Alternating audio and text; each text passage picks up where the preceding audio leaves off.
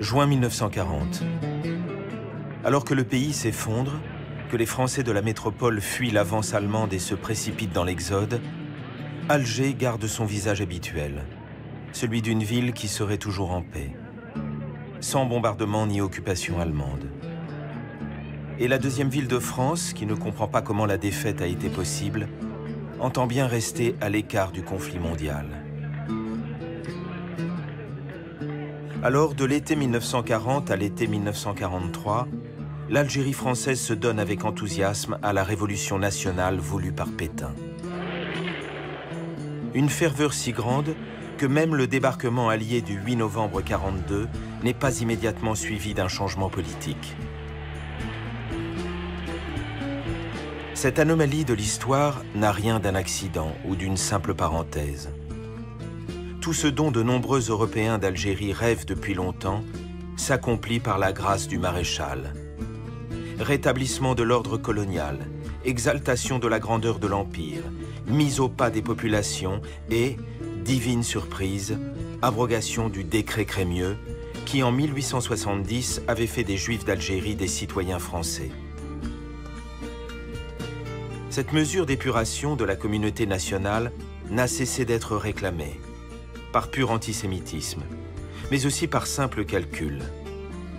Exclure les Juifs de la société algérienne, c'est dire aux Allemands que Vichy sait quelle population sacrifier pour prouver sa pleine et entière collaboration. Enlever leurs droits aux Juifs, c'est signifier à d'autres, les musulmans, qu'ils n'ont plus à espérer en obtenir.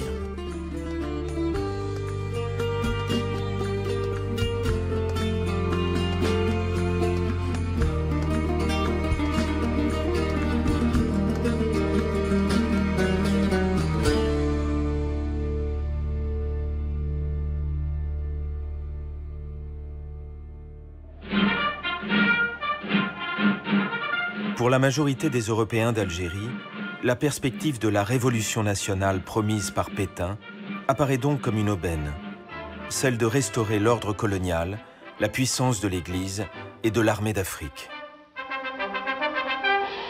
Ah, que la France est belle, avec ses bois, ses champs, ses vallons, ses clochers. Chaque région nouvelle nous fait soudain découvrir... Au gouvernement d'Alger, on s'inquiète tout de même. Des émissaires sont envoyés dans toute l'Algérie pour mesurer les réactions des populations indigènes. Que pensent les 7 millions de musulmans qui constituent 90% de la population algérienne de cette France qui a été battue et contre laquelle il ne serait plus impossible de se révolter? Il y a donc urgence à montrer que malgré la terrible défaite, l'Empire français n'a rien perdu de sa puissance.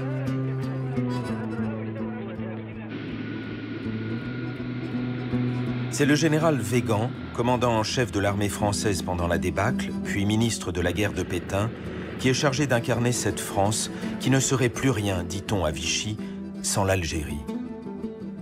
Début octobre 1940, il est nommé délégué général du gouvernement en Afrique du Nord. Il doit veiller à la mise en place de la politique décidée à Vichy. Et cela commence par l'application très stricte du statut des Juifs qui, en Algérie, s'accompagne de l'abrogation du décret Crémieux. Un décret qui avait fait des Juifs d'Algérie des Français en 1870 parce qu'ils renonçaient à toute autre loi que celle de la République. Cette abrogation est une obsession de longue date chez de nombreux Européens. Et forcément, pense-t-on alors, cela plaira aux leaders musulmans. Qu'importe que ceux-ci n'aient jamais réclamé une telle sanction. Quand on est en 1940, imaginez qu'on est déjà à la 3e, à la 4e génération de citoyens français. Donc pour eux, c'est le coup de tonnerre, la déchéance de la nationalité est un coup de massue extraordinaire. Et l'abrogation du décret, dans le fond, c'est une terrible sommation, leur disant, grosso modo, vous n'appartenez qu'à une seule culture. Vous ne pouvez pas appartenir à deux cultures. Vous devez choisir. Et nous, on va choisir pour vous. Et on va choisir de vous exclure. Avec cette abrogation, les Juifs sont immédiatement exclus de l'armée et de la fonction publique, en particulier de l'enseignement et de la magistrature, de la presse et du cinéma. De nouveaux décrets fixant des quotas pour les médecins et les avocats sont annoncés. 3500 fonctionnaires juifs sont licenciés et plongent du jour au lendemain dans la misère.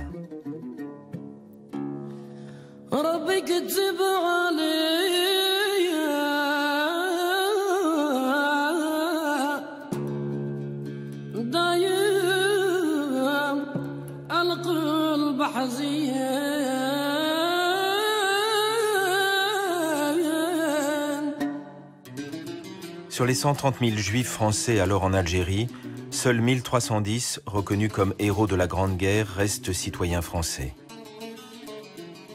Chaque mairie doit garantir au gouvernement qu'elle ne compte plus de juifs parmi ses employés municipaux.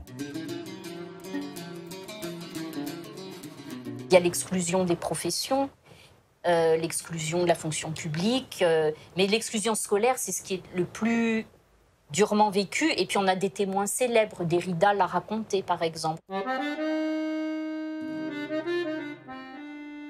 Je voudrais parler comme Algérien, né juif d'Algérie, de cette partie de la communauté qui avait reçu en 1870 du décret Crémieux la nationalité française et l'avait perdue en 1940.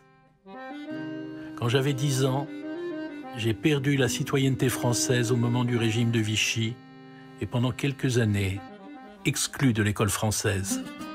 J'ai fait partie de ce qu'on appelait à ce moment-là les Juifs indigènes, qui ont rencontré parmi les Algériens de l'époque plus de solidarité que de la part de ce qu'on appelait les Français d'Algérie. C'est l'un des tremblements de terre de mon existence.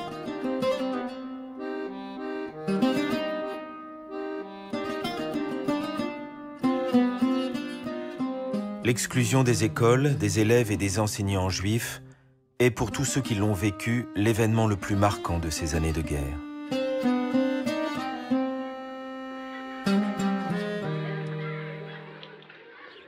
Le souvenir que j'ai de cette année scolaire 41, ce sont les promenades que nous faisions au Vieux Saïda et en chantant « Maréchal, nous voilà ».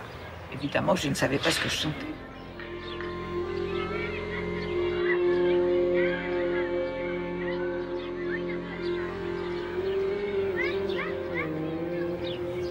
Les vacances se sont passées et j'étais surprise de voir à l'entrée de l'école une dame très sévère qui me dit « Toi, tu ne rentres pas ».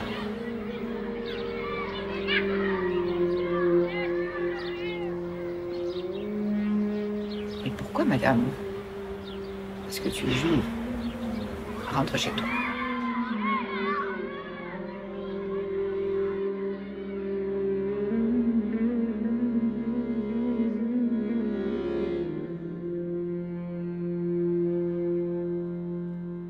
Dans l'urgence, la communauté juive met en place des cours avec l'aide des enseignants juifs révoqués et de certains professeurs non juifs. À Oran, Albert Camus donne des cours dans une petite école privée fondée par André Bénichou, un professeur de philosophie révoqué. Les cours sont le plus souvent donnés dans des appartements. Des écoles privées catholiques admettent quelques élèves juifs. Georges Hardy, le recteur de l'Académie d'Alger, par ailleurs vice-président de la Légion française des combattants, en charge de la propagande de cette organisation pétainiste, met en application avec un zèle particulier les mesures discriminatoires à l'égard des étudiants juifs. Vichy et le gouvernement à Alger accentuent la communautarisation de la société algérienne. L'abrogation du décret Crémieux en est la preuve la plus manifeste.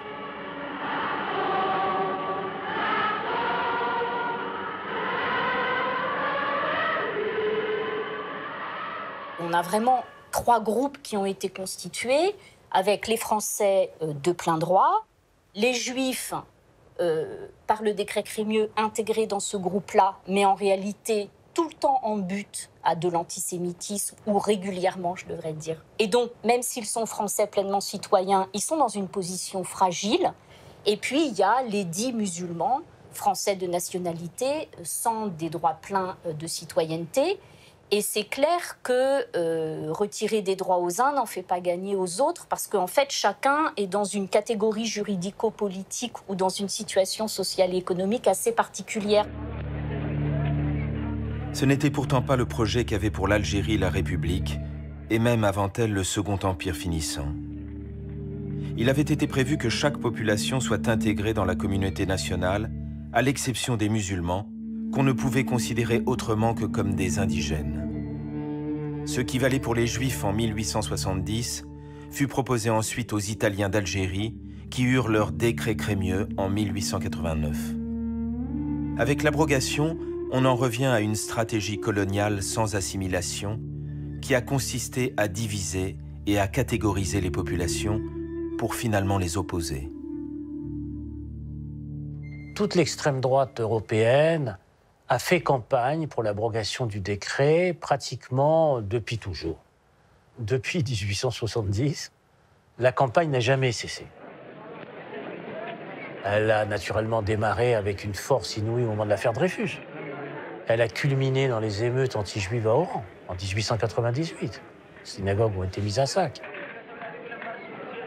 C'est-à-dire que si les indigènes, ou une fraction des indigènes, pouvaient profiter de l'obtention de la citoyenneté pleine, alors d'autres, beaucoup plus nombreux, pouvaient l'être aussi. Donc il fallait interdire cela, il fallait empêcher, enrayer cette situation. Et donc, toute cette extrême droite française, portée notamment, on le sait, par des personnages qui étaient des élus d'Alger, comme Édouard Drumont, ont porté cette revendication avec une force qui a été une force encore plus décuplée dans les années 20, dans les années 30, au moment de la montée du fascisme en Europe. En Algérie, l'extrême droite a l'habitude d'exploiter, de récupérer ou de déchaîner un anti-judaïsme ancestral. On l'a vu dans les années 1890 et plus tard à Constantine. Le 3 août 1934, Émile Morino, le maire de la ville, laisse courir la rumeur qu'un soldat juif ivre aurait uriné sur le mur d'une mosquée. S'y ajoute celle, fausse elle aussi, de l'assassinat par des juifs du docteur Benjeloul, un leader nationaliste arabe. 2 jours plus tard, une foule de musulmans venus des environs de la ville envahit le quartier juif pour égorger et piller impunément. Car soldats et policiers postés autour du quartier refusent d'intervenir. Parmi les 25 juifs assassinés, 5 enfants âgés de 6 mois à 10 ans. Et puis on regardait par le balcon, on avait un très grand balcon. On voyait les gens courir d'une famille à l'autre. Ils rentraient dans les maisons. D'abord, ils ont commencé par une famille à Tali. C'était des imprimeurs. Ils ont commencé par là. Ils avaient une fille, leur grande fille qui était sage-femme, qui venait d'arriver d'un accouchement. En rentrant, ils l'ont égorgée, ils l'ont ouvert le ventre. Ils ont coupé les seins, ils l'ont mis dans le ventre, les seins.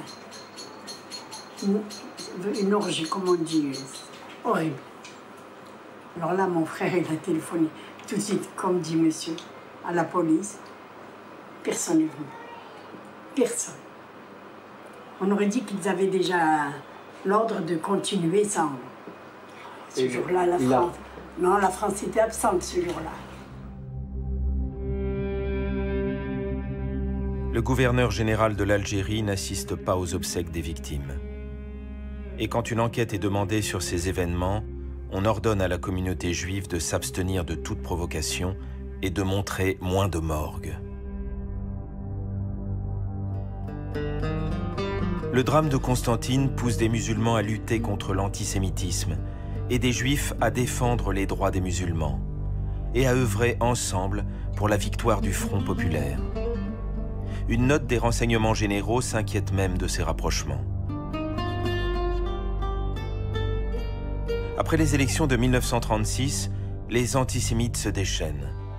À Oran, le maire Gabriel Lambert, ancien officier et prêtre défroqué, le casque colonial sur la tête, dénonce le Front populaire comme une manifestation de l'impérialisme juif et exige la mobilisation générale contre les juifs. Alors que les partis fascistes français comme le PPF de Doriot veulent enrôler les musulmans, les principaux leaders nationalistes ne sont pas dupes de l'instrumentalisation qui est faite du décret Crémieux. À la veille de la guerre, celui qu'on appelle le pharmacien de Sétif, Ferhat Abbas, affirme haut et fort: les Juifs sont français, et ils le demeurent. Et ce n'est que justice. Il serait intolérable que certains néo-français veuillent faire la loi chez nous et contre nous. Libre à eux de nous exploiter, libre à eux de s'enrichir, ceci jusqu'à nouvel ordre. Et faire du racisme en Algérie contre les Algériens, halte là. Dès l'abrogation du décret Crémieux, Vichy demande aux responsables des affaires indigènes d'Algérie de mesurer les réactions des musulmans à cette annonce. Et elles sont loin d'être celles attendues. On ne se réjouit pas particulièrement. Malgré l'empressement des autorités d'Alger et de Vichy à les rallier à eux, les dirigeants musulmans ne cèdent pas à la propagande antisémite. Le plus important d'entre eux, Messali Hadj, celui qu'on considère comme le père du nationalisme algérien, déclare en mars 1941, depuis la prison où il purge une lourde peine: l'abrogation du décret Crémieux ne peut être considérée comme un progrès pour le peuple algérien. En ôtant leurs droits aux Juifs, vous n'accordez aux musulmans aucun droit nouveau. L'égalité que vous venez de réaliser entre musulmans et Juifs est une égalité par le bas.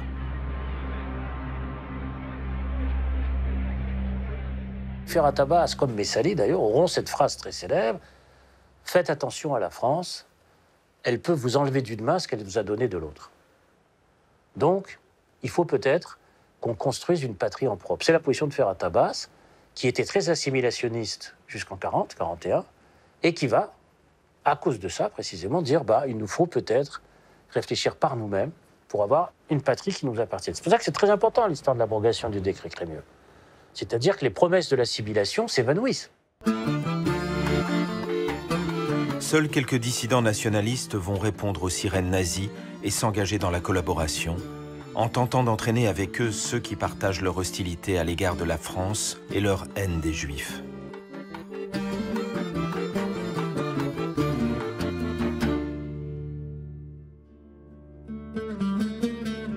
Cette égalité par le bas voulue par Vichy entre musulmans et juifs se fait dans une grande misère. Toujours avec la crainte de révoltes indigènes, la propagande multiplie les démonstrations de charité du régime. À Alger, selon la tradition, à l'occasion de la Shoura, Madame Yves Châtel assiste à la distribution de couscous réservé aux musulmans nécessiteux. L'usage veut en effet que chaque année à cette date, les riches musulmans prélèvent sur leurs revenus une dîme qui servira à nourrir leurs frères infortunés. C'est dans la misère sociale et le déclassement et la déchéance que, dans le fond, ce sont ces retrouvailles qui vont s'opérer. Hein, et ces espèces de convivialité, de partage qui avaient effectivement disparu, je veux dire, depuis 3 générations. C'est évident. Hein. Une grande partie de la population juive en 1940 en Algérie vit quand même sous le seuil de la pauvreté. Les élites les plus importantes de l'époque sont encore les instituteurs. Mais beaucoup de juifs sont encore des petits commerçants, coiffeurs, artisans, vivent dans des conditions insalubres dans certaines villes, au cœur de certaines grandes villes d'ailleurs, dans des conditions très dures, avec des familles nombreuses. Cette misère sociale est encore accentuée par des mesures humiliantes et discriminatoires. Un ancien combattant juif, médaillé de Verdun, perd le droit de faire circuler ses ânes et ses petites voitures pour enfants dans les parcs publics.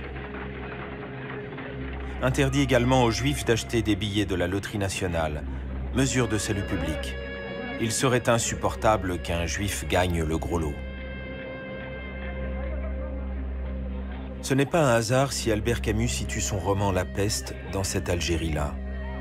Dans cette ville d'Oran qui rêve de se donner à l'Espagne franquiste, au temps d'une occupation de la métropole qu'on ne subit pas, mais qui est dans tous les esprits, alors même que l'Algérie est ravagée par une épidémie de typhus qui fait plus de 3000 morts en 1941.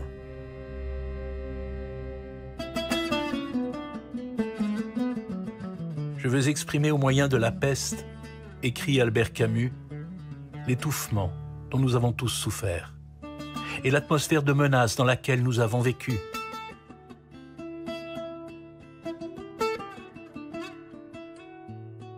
Les médecins juifs ont interdiction de porter soin et secours aux personnes touchées. Ce qui est réellement problématique parce qu'il n'y a pas assez de médecins pour faire face à ces épidémies. Donc c'est cruel. Par arrêté réglementant la distribution du lait en ces temps d'épidémie et de misère, le préfet d'Alger fixe les ordres de priorité. D'abord les Européens, ensuite les indigènes, puis les étrangers, et enfin les Juifs, s'il reste encore du lait.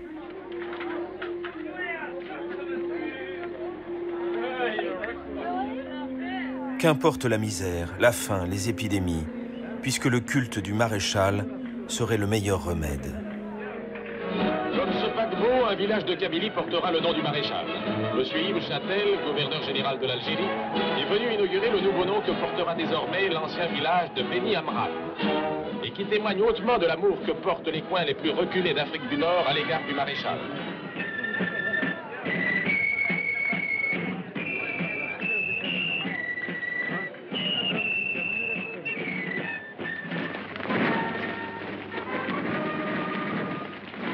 Encouragés par le renforcement des mesures anti-juives, les anciens combattants réunis sous le parrainage de Pétain en Légion française des combattants réclament que les Juifs d'Algérie soient astreints au port de l'étoile jaune. Pour montrer leur attachement aux pratiques de l'Inquisition, ils demandent l'interdiction pour les Juifs de paraître dans les rues les jours fériés et les dimanches. Il y a aussi, au cours de l'été 1942, le groupe Collaboration de Georges Claude, qui fait toute une série de conférences en Algérie et qui a une audience certaine, parce qu'à chacune de ces conférences, c'est 3000 personnes.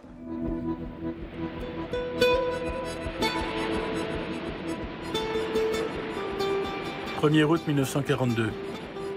Le maire de Zeralda, près d'Alger, a décidé de faire de sa petite ville une station balnéaire à la mode. Il croit bon de préciser qu'on pourra se baigner ici, uniquement en bonne compagnie. Aussi, il fait apposer un écriteau interdisant la plage à ceux qu'Alger considère comme des indésirables. L'émotion est grande dans la population. Les agents municipaux interviennent et arrêtent une quarantaine de personnes, toutes musulmanes. Le maire les fait enfermer au sous-sol de la mairie sans aucune aération. Toute la nuit, ces détenus hurlent pour qu'on leur vienne à l'aide. Au petit matin, un employé municipal découvre un amoncellement de corps.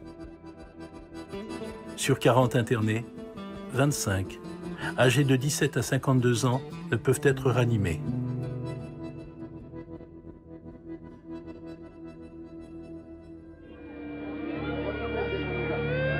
Suivant une logique implacable dans sa volonté d'exclure les Juifs de toute vie sociale, Alger organise, comme Vichy, la confiscation et l'arianisation des entreprises, biens et valeurs appartenant aux Juifs.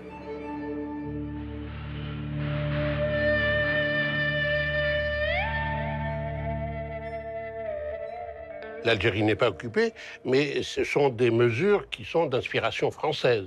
Ça rentre tout à fait dans la loi du 22 juillet 1941, qui est la grande loi de l'organisation économique. Entre décembre 1941 et octobre 1942, il y a donc nomination d'administrateurs provisoires en Algérie. La base législative de ces nominations, c'est d'abord la création du service des questions juives. Dans les mosquées, selon de nombreuses sources, la consigne circule. Les Juifs sont dans le malheur. Ils sont nos frères. Nous n'avons pas à profiter de cette situation pour nous emparer de leurs biens. Les vichistes s'inquiètent de cette collusion. La panoplie des biens visés par la mesure de mise sous séquestre touche effectivement les grandes entreprises, beaucoup de biens immobiliers et également les exploitations agricoles.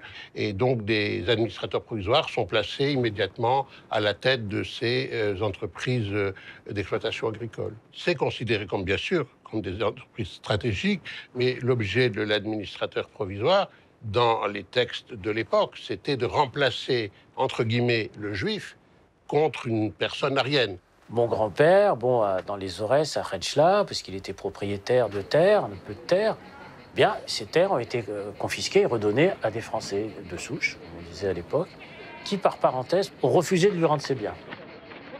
Le type qui avait pris ces terres, j'ai retrouvé les lettres, justifiaient le fait qu'il ne voulait pas rendre les terres, c'est que ces gens-là n'étaient pas français. Vichy et Alger privent les Juifs de citoyenneté, les chassent de leurs emplois, les excluent des écoles, arianisent leurs biens. Ne manque plus que des camps pour achever de dessiner une barbarie qui s'organise. L'une des premières mesures de Vichy est de se débarrasser des 15 000 Juifs étrangers qui se sont engagés dans l'armée française à la déclaration de guerre. Ils sont envoyés en Algérie et au Maroc pour y être internés dans des camps. Des camps qui accueillent déjà d'autres indésirables du régime. Il y avait en fait toute une série de camps de types différents. Par exemple, il y avait des camps de travail simplement, qui pouvaient être des chantiers. À côté de ça, des camps d'éloignement. Il y avait des gens qu'on jugeait indésirables. C'était le terme employé, et qu'on a envoyé très loin. Il y avait des camps aussi pour les politiques par lesquels sont passés des gens très connus, et particulièrement à Maison-Carré, les 27 députés ou sénateurs communistes, les fameux 27 qui ont été internés. Il y avait des gens qui étaient internés, on disait à l'époque, pour mener indigènes. Vous pouvez avoir des communistes, des nationalistes, des soldats exclus de l'armée. Quel que soit le type d'interné et le type de camp, le régime en Algérie est d'une dureté extrême et beaucoup plus dur qu'en France. Il y avait un camp qui s'appelait Hajarat Mguil, au nord de Béchar. Et là, des gens ont été internés, torturés, et beaucoup sont morts. Il y avait des quantités de catégories, de raisons pour lesquelles on était interné, et curieusement, les Juifs étaient dans toutes les catégories. Vichy se prépare d'ailleurs à ouvrir plusieurs camps de concentration spécifiquement pour les Juifs. Bedeau, au sud de Sidi Bel Abbès, est le premier à interner les Juifs en âge d'être appelés.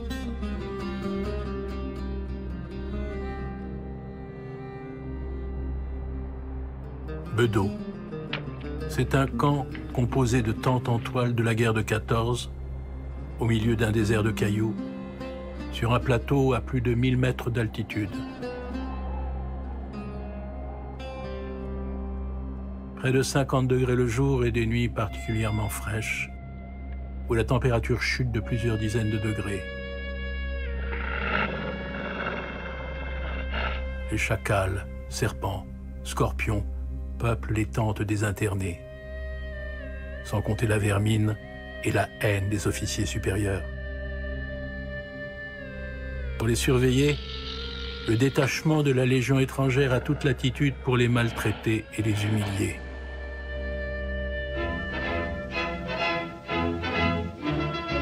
En Algérie, les antisémites tiennent désormais la rue. Aimant pour la France éternelle, donnons nos cœurs, donnons nos bras. La plus belle pour nous c'est elle, c'est par nous qu'elle vivra. La chasse aux Juifs est ouverte aux terrasses des cafés du boulevard Loubet à Oran ou sur les plages d'Ain el-Turk. Là, après avoir molesté un certain nombre d'estivants, les militants du Sol, le service d'ordre de la Légion, leur demandent de se déculotter pour prouver qu'ils ne sont pas juifs. Le 31 octobre 1942, alors qu'en métropole, le commissariat général aux questions juives n'a pas encore obtenu de Pétain d'ordonner le port de l'étoile jaune en zone libre, à Alger, le gouverneur Châtel passe commande aux établissements Alterac de brassards jaunes marqués d'une étoile à 6 branches, destinée à tous les Juifs d'Algérie. Peu avant le débarquement des Anglo-Américains, eh bien, le projet, c'était de déporter des Juifs et en tout cas de leur faire porter l'étoile jaune. Automne 1942. L'Algérie s'enfonce dans ce fascisme qui se manifeste violemment. Pour faire face, des jeunes juifs, tous animés d'un fort sentiment patriotique, s'organisent depuis 1940. Ces 2 années d'oppression n'ont en rien entamé leur volonté de résister, bien au contraire. Parmi eux, José Aboulker, un étudiant de 22 ans, fils d'un grand professeur de médecine, qui, avec sa sœur et ses 3 cousins, également futurs médecins, a fait de l'appartement familial du 26 rue Michelet le lieu névralgique de la résistance à Alger. D'autres groupes se constituent durant ces 2 années pour résister au jour le jour et faire de l'Algérie la première terre française libérée par les Alliés. À l'automne 1942, ce premier jour J se précise. Un débarquement ici, en Algérie et au Maroc, va permettre aux Alliés de prendre pied sur le sol africain et d'ouvrir un nouveau front face aux Allemands et Italiens regroupés en Libye et en Tunisie. Les Américains craignent plus que tout que les quelques 100 000 hommes de l'armée d'Afrique ne tirent sur leurs troupes et les empêchent de débarquer. Pour éviter cela, ils comptent sur les renseignements glanés durant des mois par la résistance française. En juillet 1942, les Anglais ont convaincu les Américains de lancer cette opération Torche sur l'Afrique du Nord, Torche du nom de la Statue de la Liberté. Et les contacts se multiplient avec les résistants, le groupe des résistants sur place. Les Américains ont choisi délibérément, et on sait les préventions du président Roosevelt à l'égard du général de Gaulle, de tenir hors de l'opération les forces françaises libres et le comité national français de Londres du général de Gaulle. Preuve de la confiance faite par les Alliés aux résistants d'Alger, seulement 2300 soldats doivent y débarquer face à une garnison française de 12 000 hommes. Le gros des forces, dont des soldats français, ira à Casablanca et à Oran, où les Alliés n'ont pas les mêmes relais. Là-bas, des Français de l'armée d'Afrique vont tirer sur d'autres Français qui viennent libérer une terre de France. Dans Alger, 377 résistants passent à l'action dans la nuit du 7 au 8 novembre. À 1h30 du matin, José Aboulker occupe sans résistance le commissariat central et en fait le QG de l'insurrection. Ces hommes neutralisent comme prévu tous les lieux stratégiques de la ville.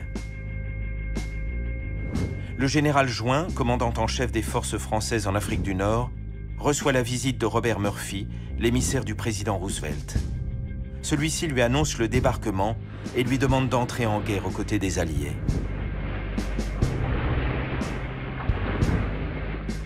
Join, qui, il y a peu, assurait le maréchal Göring de sa totale loyauté à l'égard de l'Allemagne nazie, souhaite d'abord obtenir l'avis de l'amiral Darlan, présent par hasard à Alger. Darlan, en bon dauphin de Pétain, affirme qu'il est prêt à se battre contre les Alliés qui débarquent. Aussitôt, Hitler donne l'ordre d'envahir la zone non occupée de la métropole, à la fois en représailles et pour prévenir un débarquement allié sur les côtes du sud de la France. Le 10 novembre, les Américains obtiennent enfin de Darlan qui leur donne l'arrêt des combats. Ils pourraient alors décider d'envoyer en prison le dauphin de Pétain qui a demandé qu'on bombarde leurs troupes. Mais ils n'ont qu'un objectif, il est militaire et pas encore politique. Il leur faut à tout prix obtenir le soutien de l'armée d'Afrique.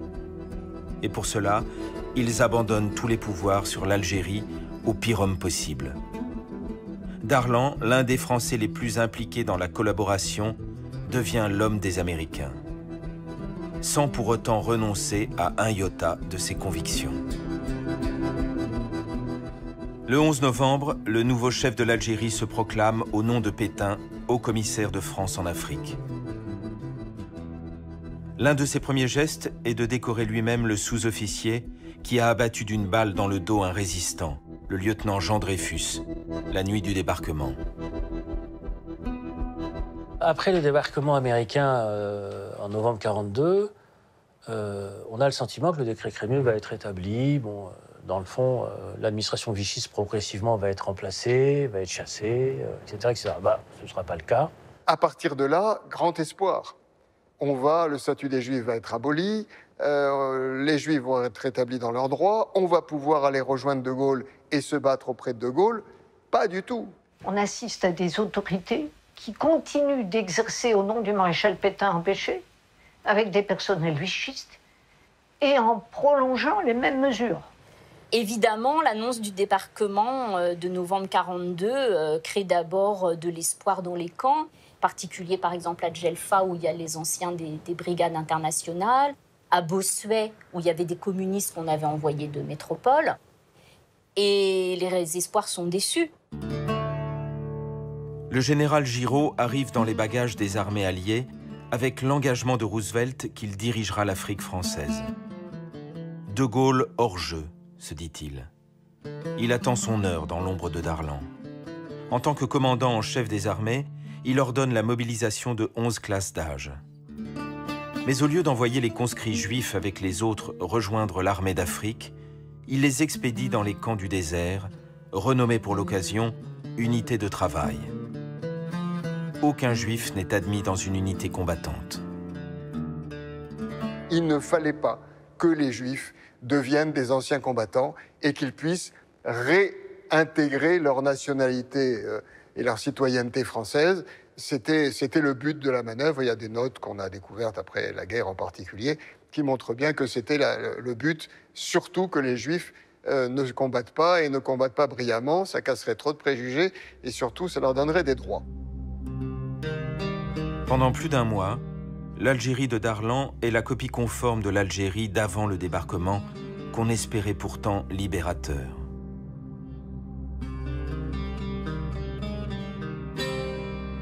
Le 24 décembre, le jeune Bonnier de la Chapelle abat l'amiral Darlan et jeune patriote, alors bénéficiant d'aide, et aussi du rôle de ce que l'on a appelé le complot monarchiste autour d'Henri d'Acier de la Vigerie, le rôle du comte de Paris, etc.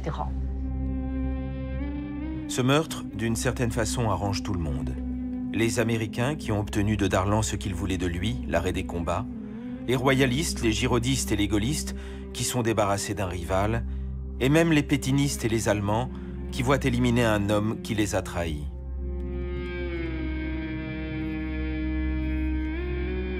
Darlan éliminé, les Américains imposent le général Giraud, qui s'empresse de faire nommer un juge d'instruction pour le jeune patriote, dont la grâce est refusée et fusillée immédiatement. Ils sont nombreux, les Français d'Algérie, à applaudir la nomination de Giraud. Ils vont pouvoir continuer à exploiter les musulmans à leur guise, à ostraciser les Juifs, et laisser toute liberté à l'administration vichiste de se venger de ceux qui leur ont flanqué une belle frousse en ouvrant la ville aux Américains. Cette année 1943 sont prises des mesures à l'encontre de ceux qui ont participé au débarquement du 8 novembre, les conjurés, les résistants. Et c'est ainsi que le 30 décembre, il y a eu une rafle. Et ça illustre parfaitement le pouvoir qui se met en place, fascisme militaire sous protectorat américain. La surprise vient du fait que ce débarquement anglo-américain ne règle rien sur le fond. Pourquoi? Parce que celui qui est nommé nouveau gouverneur général de l'Algérie par Giraud, c'est Marcel Pérouton. Et qui est-ce qui a été l'homme d'abrogation du décret Crémieux? C'est Marcel Pérouton. L'homme qui a inventé le statut des Juifs va se retrouver à la tête de l'Algérie de l'époque. Le 14 mars 1943, il va jusqu'au bout de sa logique antisémite et maréchaliste. Comme il est contraint d'annuler toutes les législations prises par Vichy depuis le 22 juin 1940, ce qui englobe l'abrogation du décret Crémieux, il l'abroge de nouveau avec l'aval des Américains pour, surtout, ne pas rendre leur citoyenneté aux Juifs. Ce qui veut dire qu'une deuxième fois, en quelque sorte, les Juifs voient s'éloigner la perspective de recouvrer leurs droits de citoyens. Pas question pour Giraud d'abroger les lois d'exclusion, ni de laisser entrer des officiers et des soldats juifs dans l'armée d'Afrique. Il explique aux Américains que redonner des droits aux Juifs serait très mal vu des Arabes, car ils se haïssent. Giraud répète une formule entendue de Darlan qui lui plaît. Les Juifs à l'échoppe et les musulmans à la charrue. Il y a toute une série d'articles, de notes, etc., qui sont envoyés aux Américains par le biais de Giraud et de ses conseillers, qui disent grosso modo la culture des Juifs, pour aller vite, c'est une culture indigène. Ils ne pourront jamais s'assimiler à la société française. Pas possible. Ils appartiennent à l'Orient, ils sont dans une culture différente. Donc ils doivent rester dans le statut différent, qui est le leur, qui est en fait le statut indigène. Voilà. Donc c'est pas très compliqué. Et si on leur donne un privilège par l'octroi de la citoyenneté, ça risque de mécontenter les populations arabes. Donc à partir de là, restons dans le statu quo. Et en effet, rien ne semble avoir changé à Alger. Les 2300 hommes du service d'ordre de la Légion ont repris le contrôle de la rue comme avant le débarquement allié. Et les Juifs spoliés ne parviennent pas à récupérer leurs biens.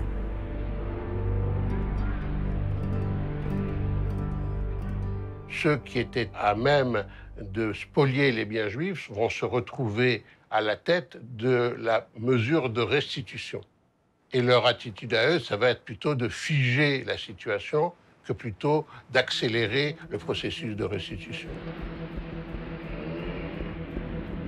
L'idéologie pétainiste est si prégnante en Algérie que les exploitants de salles de cinéma renoncent à distribuer le film Casablanca, considéré comme trop hostile à Vichy.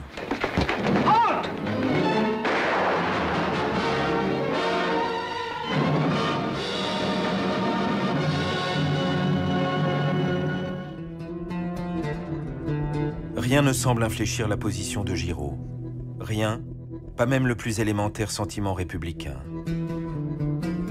Alors, comme il ne rêve que de grandeur et de pouvoir, les Américains décident de toucher son point le plus sensible. Ils envoient à Alger Jean Monnet, le futur père de l'Europe. Celui-ci, qui coordonne l'effort de guerre entre le Royaume-Uni et les États-Unis, lui propose un marché. Il n'aura des armes pour l'armée d'Afrique que s'il renonce sur le champ à la législation anti-républicaine de Vichy, sans toutefois se soucier du rétablissement du décret Crémieux. Bien malgré lui, Giraud obtempère.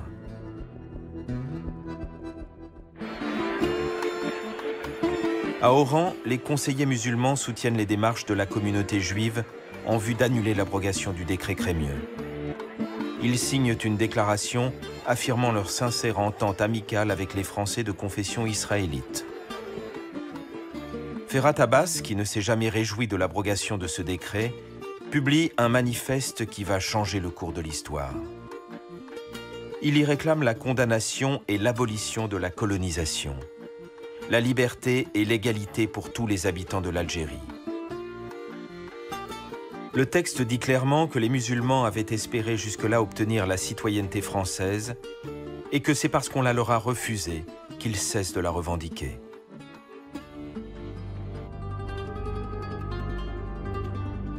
Alors, en âge d'être appelé et désireux de combattre pour libérer la France, Sidney Chouraki, futur fondateur du mémorial du camp des Milles, a multiplié les démarches pour intégrer cette armée d'Afrique qui ne voulait pas de Juifs. Mon père, qui n'oubliait pas qu'il était avocat, a écrit une lettre recommandée.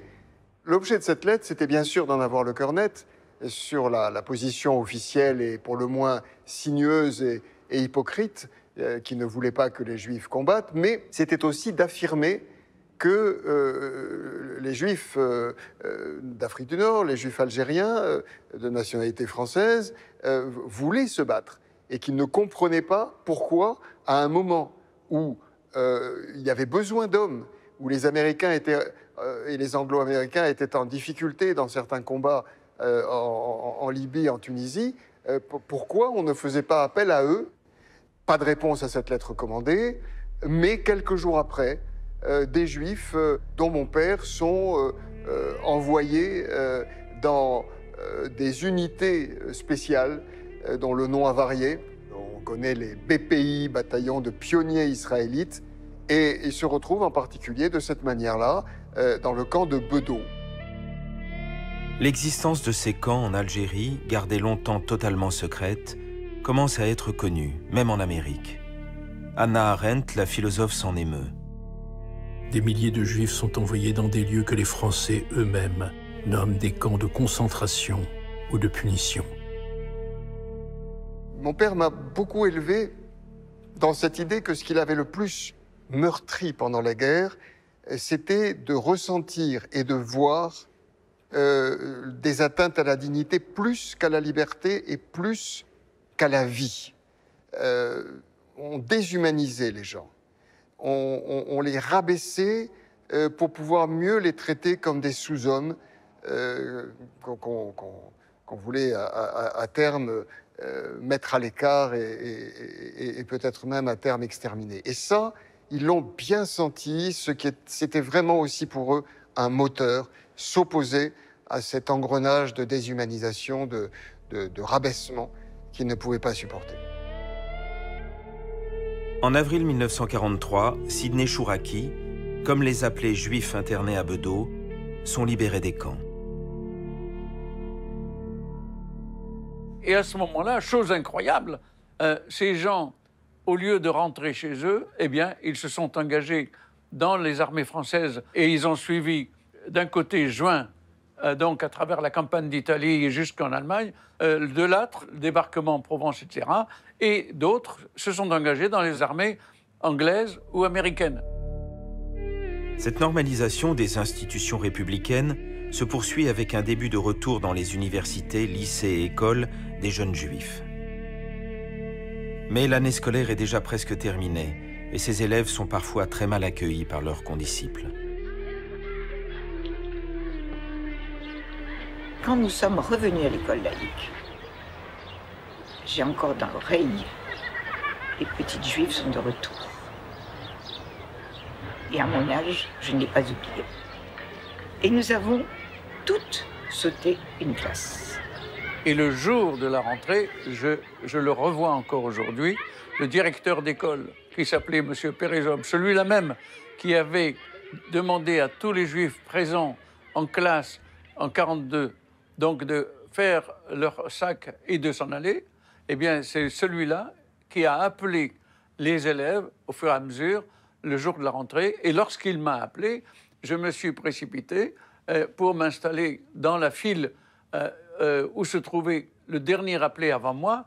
Et à ce moment-là, on m'a fait signe d'aller ailleurs, puisqu'il y avait 3 files, une pour les Européens, on disait alors les Européens, une pour les musulmans et une pour les Juifs. Et donc, on m'a remis dans la file des Juifs, où je n'étais pas allé automatiquement. Tant que Giraud reste aux commandes, les libertés publiques sont bafouées en Algérie. Et c'est bien avec l'intention de les rétablir que le général de Gaulle arrive à Alger pour une rencontre décisive.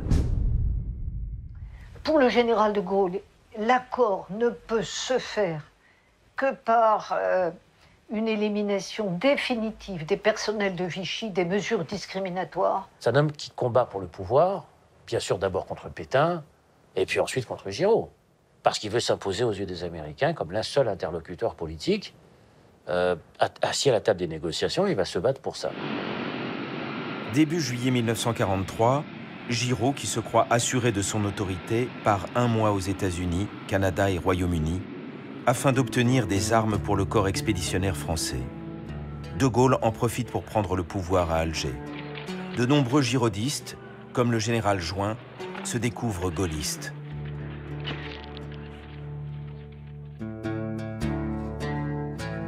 Le 14 juillet 1943, De Gaulle préside seul le défilé de la fête nationale qui apparaît à tous les Algériens comme la fête de la victoire.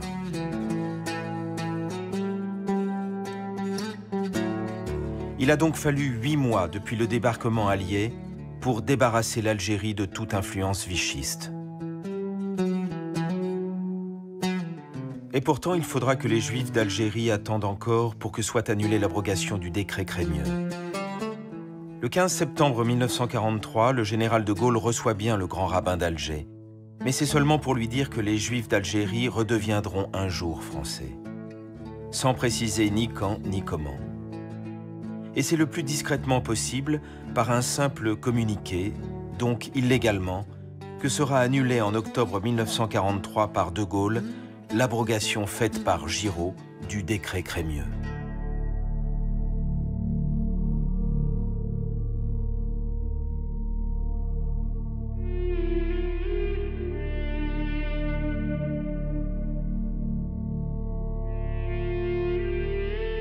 Le décret Crémieux n'est donc rétabli qu'en catimini, quand on aurait espéré que soit prononcée cette phrase que les Juifs d'Algérie attendent depuis 1940. C'est l'honneur de la République française que de rendre leur citoyenneté à une centaine de milliers de nos compatriotes qui n'auraient jamais dû en être privés.